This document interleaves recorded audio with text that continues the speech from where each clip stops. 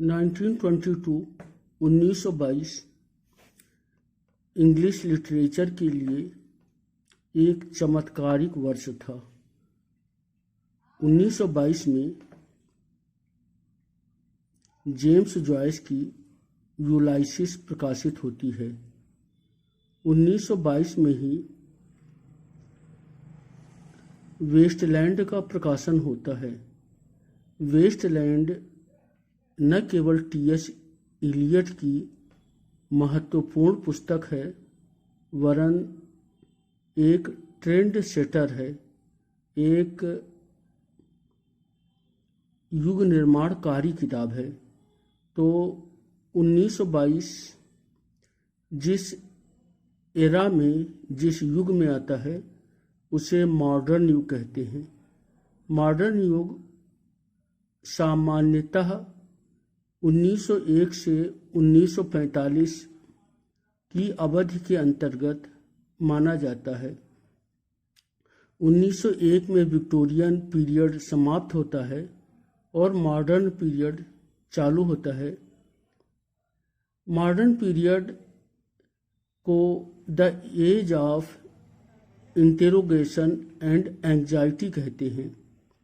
तो इस इंटेरोगेशन और एंग्जाइटी के युग की प्रवृत्तियों के बारे में, उससे संबंधित तथ्यों के बारे में आज अध्ययन करते हैं।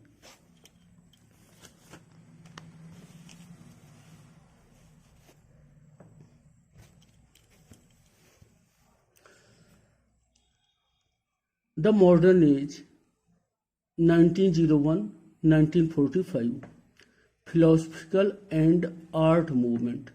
तो मॉडर्न एज में दार्शनिक, साहित्यिक और कलात्मक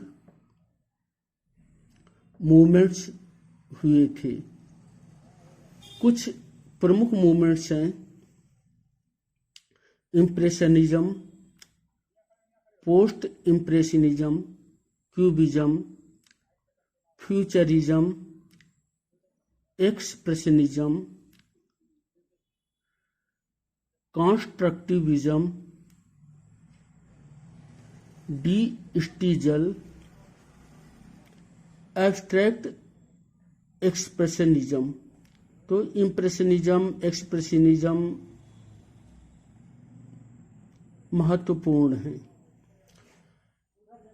20th सेंचुरी को the age of interrogation and anxiety कहा गया है और 20th सेंचुरी मॉडर्न एज है। तो modern age the age of interrogation and anxiety का एज है। Modernism a rebellion against 19th century academic and historicist tradition, यानी 19वीं शताब्दी के जो ऐतिहासिक परंपराएं थीं, जो शैक्षिक परंपराएं थीं, उनके सापेक्ष मॉडर्निज्म एक विद्रोह का समय था।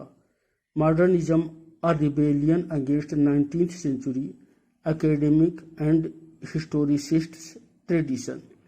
Modernism a rebellion against Victorian nationalism and cultural absolutism. जो विक्टोरिया के समय की, विक्टोरियन युग की जो एक राष्ट्रवादिता थी, एक सांस्कृतिक एब्सोल्यूटिज्म था, उसके विरोध में भी मॉडर्निज्म एक विद्रोह था।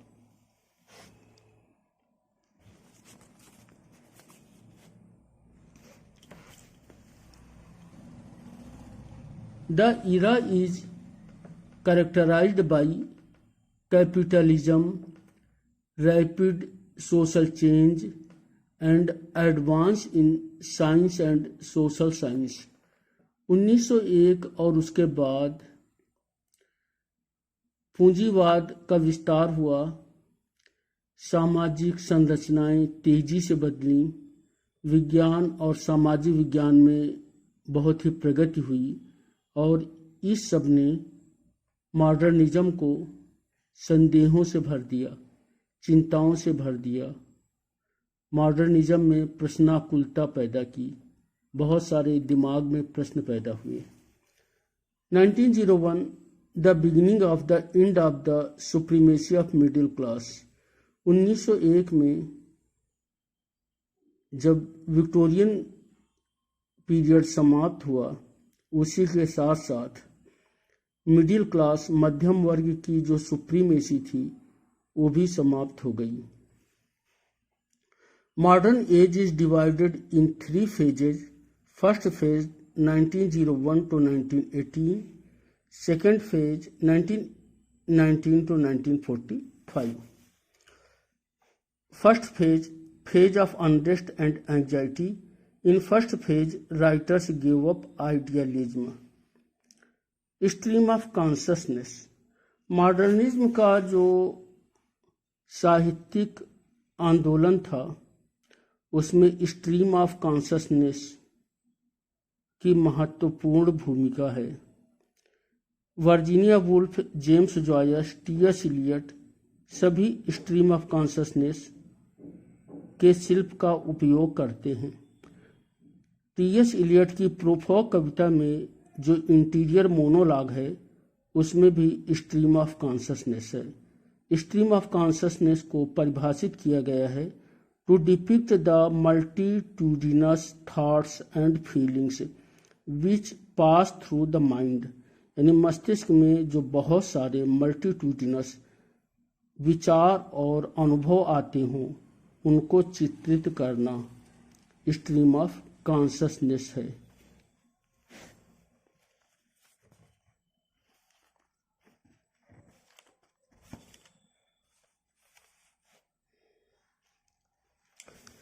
मॉडर्निज्म से संबंधित कुछ और तथ्यों का अध्ययन करते हैं। Virginia Woolf use the style of interior monologue. यशस्वी उपन्यासकार समालोचक वर्जीनिया वुल्फ ने इंटीरियर मोनोलॉग की स्टाइल का अध्ययन का उपयोग किया था। Virginia Woolf used the style of interior monologue. Fourth wave of feminism begins in 2010s, यानी 2010 से के दशक में 2010 के दशक में फेमिनिज्म का चौथा चरण प्रारंभ हो चुका है।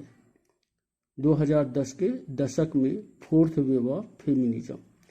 थर्ड वेव फेमिनिज्म 1990 to 2000, 1990 से 2000 तक तीसरी वेव फेमिनिज्म की। सेकेंड वेव फेमिनिज्म 1960 to 1980, 1960 से 1980 तक फेमिनिज्म की दूसरी wave. The term first wave feminism itself was coined by journalist Martha Lear in a New York Times in March 1968, यानी जो फर्स्ट वेव फेमिनिज्म का टर्म है Martha लियर ने दिया है 1968 में।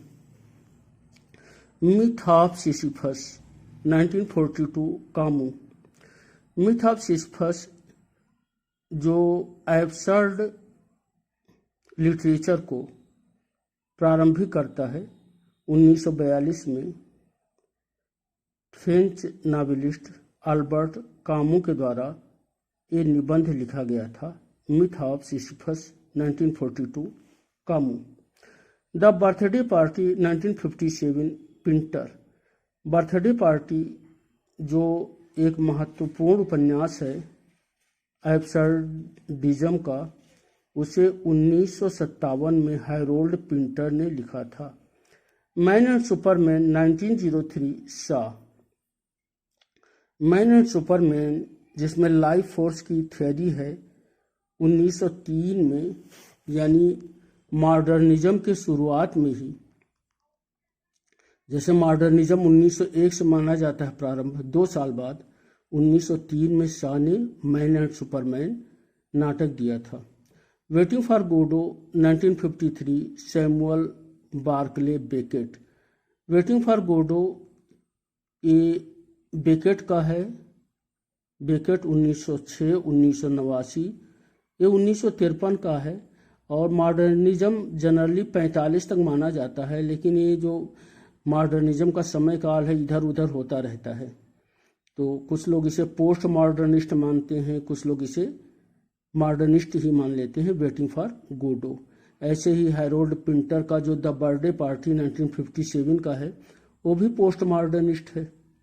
मिथ ऑफ सिसिफस 1942 का है, तो ये थोड़ा पहले आ जाता है, तो ये मॉडर्न पीरियड में ये ऐसे हो जाता है।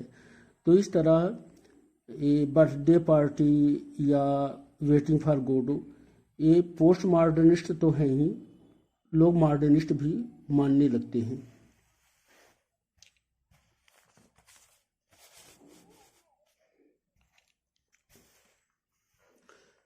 Lord of the flies 1954 Golding.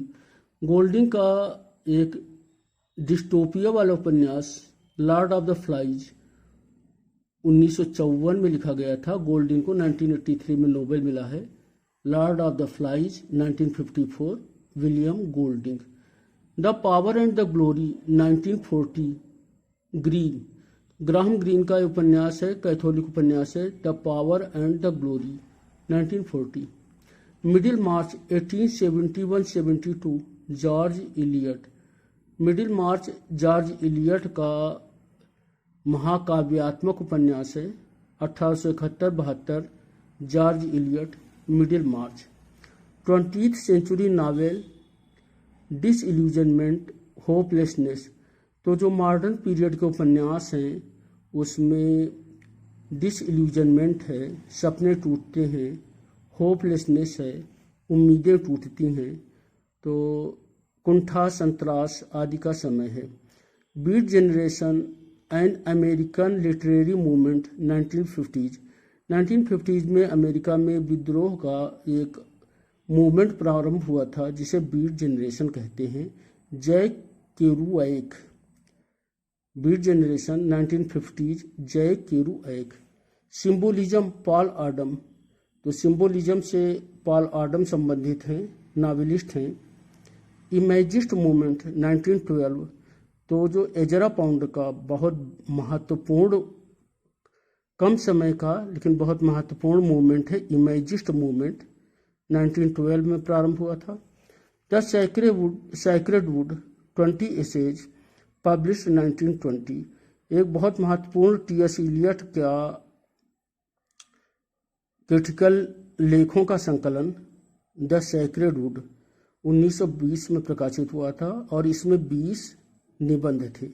The sacred wood TS. Eliot 20 essays published 1920। धन्यवाद। Thank you.